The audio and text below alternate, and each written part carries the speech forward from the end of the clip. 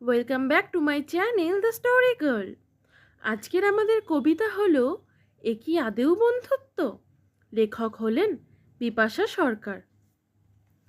একটা ছোট্ট মেয়ে, সাধু মেয়ে, খুবই উত্তম তার বিচার। ভুলের সাথে আপোষ করা, জানে সে অবিচার। বন্ধুত্বকে সে বাঁচাতে গিয়ে পেল যে কত হায়। জানতো না সে সব সহিবারে, বন্ধুত্বটাই তার দায়। সে কথা শুনলো, খোটা শুনলো, শুনলো কত ধমক। ঠাঁই নিল সে ধমকির শেষে, দুষ্টের করবে দমন। লড়ল কত, মরল কত, দাঁড়ালো কত ঘুরে, শেষে তার বন্ধুত্বটাই আছড়ে দিল মেরে।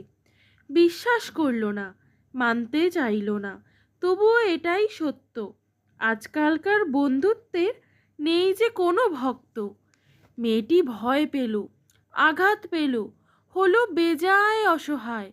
কুকড়ে গেল, দুমড়ে গেল, কেউ এলো না সহায়।